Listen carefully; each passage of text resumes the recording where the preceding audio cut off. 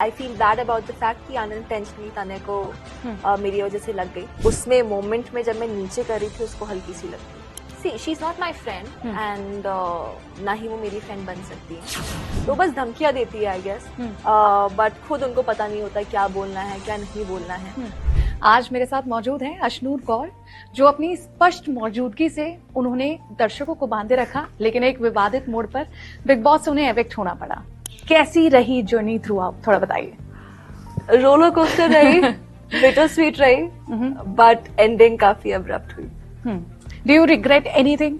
I don't regret anything, but I feel bad about the fact कि unintentionally तने को मेरी वजह से लग गई, but I feel even bad about the fact कि मुझे पता नहीं था उसको लग गई, ना किसी ने मुझे आके बोला कि उसको लग गई है। डायरेक्टली वीकेंड के वार पे I get to know about that। पर जितना हम देख पा रहे थे वो वुड इतना हैवी नहीं था, क्योंकि आपके ऊपर ही था। नहीं, बहुत हैवी था। बहुत हैवी था। क्या लगी है ज्यादा, क्योंकि ऐसे हमें पता नहीं चल पा रहा है। She just applied a roll on and then और कुछ था नहीं, like there were no marks for anything, bruise वगैरह नहीं हुआ था, but probably थोड़ा सा उसको हिट हो गया था।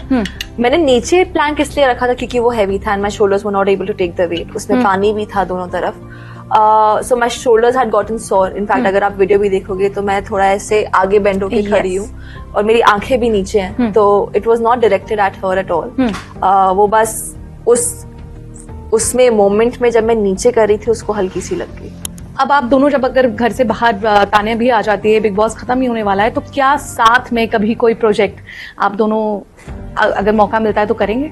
See, she's not my friend and ना ही वो मेरी फ्रेंड बन सकती है, but when it comes to projects I'm very professional that way and I really respect my work। तो अगर वर्क में कोई भी मेरे सामने आए, चाहे मुझे दीवार के साथ क्यों एक्टिंग करनी पड़े, we are trained that way कि हम कोई भी इमोशन किसी के भी साथ एक्सप्रेस कर सकते हैं। अगर ये चीज नहीं होती, आप नहीं निकलती, तो क्या लगता है कि टॉप 5 कौन होना चाहिए था? कौन बिग बॉस के घर से लायक ही नहीं है ट्रॉफी के? मालती। एंड क्या रीजन है इसके पीछे? I just think she's very hypocritical। वो खुद ही कंफ्यूज रहती है अपनी बातों को लेकर।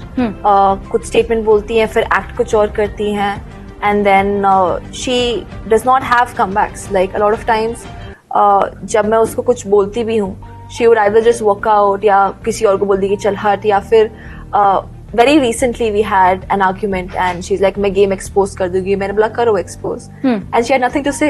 तो बस धमकियां देती है आई गेस, बट खुद उनको पता नहीं होता क्या बोलना है क्या नहीं बोलना है। a lot of times she's crossed the line herself, she's also abused।